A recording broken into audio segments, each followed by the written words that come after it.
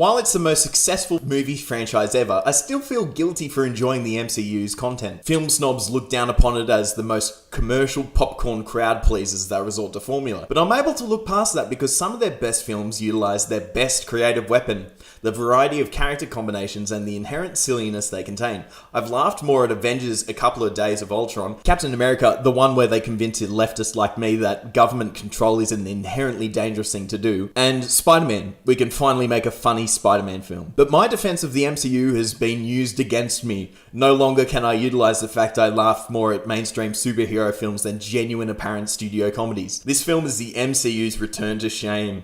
Doctor Strange and Ant-Man were the closest films to reach the lows of Thor, the one that made Christopher Eccleston rethink his modern acting career.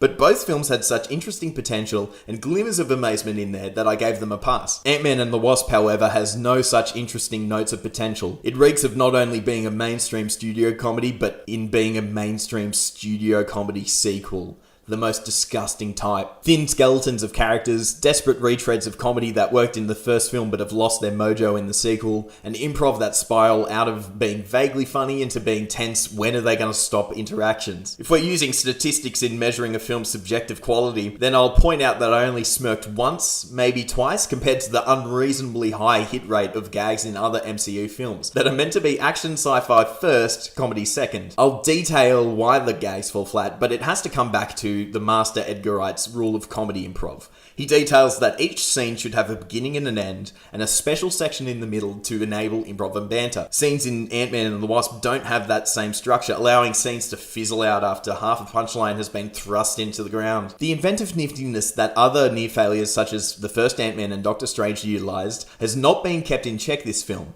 The usefulness and creativity involved with the idea of shrinking and enlarging objects to be used within combat, unfortunately, have all been shown in the trailers, with a big reveal within the film actually landing with a thud because a previous Marvel film has already stolen its thunder. One creative hindrance might be the fact that Ant-Man series is the most kid-friendly of the MCU, with it being classified a measly PG in Australia. This is due to the lack of guns and wounds and a focus on science to overcome problems. That's great, but the way this film treats science is used as a gimmick at best and magic at worst. In the previous Thor films, it's mentioned magic is actually a highly advanced science, whereas in this film, the reverse happens. Highly advanced science is treated like magic. I had to ignore the concept of the quantum realm, a place where atoms are so huge that a new reality is revealed among them, which is so barely even pseudoscience it's kind of insane, but it's treated by one of its characters like a magic realm where anything is possible.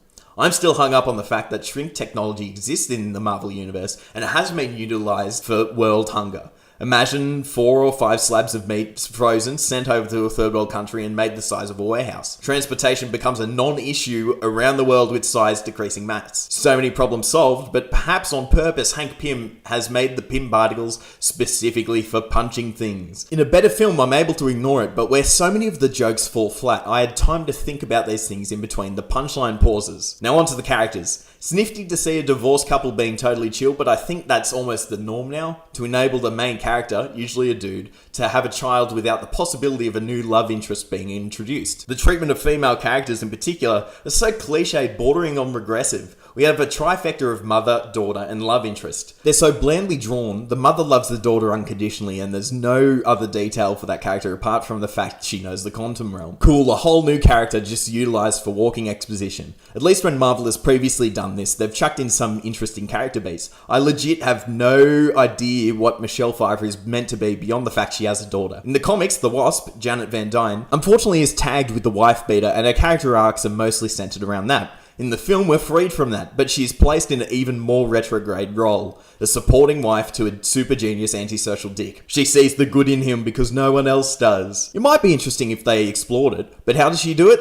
They don't say. But they're in love. Speaking of being in love, the newest iteration of the Wasp is free from her comic book origins to do whatever she wants. She's appeared in 2 films now, and I am still far away from understanding her character. Why is that? Well, there's not much to explore. In the first, she appears to be a tough but loyal love interest, where she gifts the kiss to the hero so he's motivated. But in this one, it resets. We have her replay the role of being a toughie who slowly softens to the hero's charms. What qualities does she have? Nothing interesting. Is Evangeline Lilly's behind-the-scenes charm utilised at all? Not a chance. We're focused on Paul Rudd, who eternally looks like he's cracked the best joke in the world, but we've never heard it. I guess we'll laugh because he's pulling a "how's that" face, but they're running on fumes. Come up with some gags, we'll do the rest. A female character who is actually slightly refreshing is the daughter of Scott, who finds her father endlessly amusing, but possibly because she's laughing at him. Her adoration of him is quite lovely, and Scott cheekily reciprocates. The female villain is someone whose whole motivation is half-strung at best, and even has one scientist character question her motives as ridiculous and vindictive. The film's protagonists and antagonists both have the same goal, where they can respect each other's wishes without fighting, but that would mean there's no baddie to fight. It's all to serve as lame punches. Although it is refreshing seeing females duke it out with dudes. I was annoyed in Infinity War where we have a sectioned off fight where all the females fight each other because I assume the optics of someone like Captain America beating up a female villain might be a bit off in today's climate. I guess maybe footage of it continues a cultural environment where if you perceive a female as in the wrong, then maybe they deserve a smack just as much as a dude. That's the mentality of domestic abusers. So maybe it is toxic after all? I don't know. I just felt it was dealing with female characters with kitty gloves on with their own special fight. Surely there's an exception to be made if a female who advocates genocide cops a punch in the face. In this film, luckily, they're a bit more fair with the punches being landed on a woman and she punches back, but is that worse in the case because neither punch feels like it has any weight? This is more aimed at kids than any other Marvel movie, so it's a bit retrograde to teach kids to hit each other because it barely impacts others. That's a bigger discussion about the effect of violence represented among the masses, but yet again, that's maybe a case of overthinking these things. Point is, since the jokes don't work and the inventiveness is gone, there's more chances for me to overthink the film, and with such boring characters, especially for women, I've got to fail this film. 4 out of 10, worse than Thor 2. I also have a podcast in which I have discussed the political news stories of today. Thank you for hopefully watching.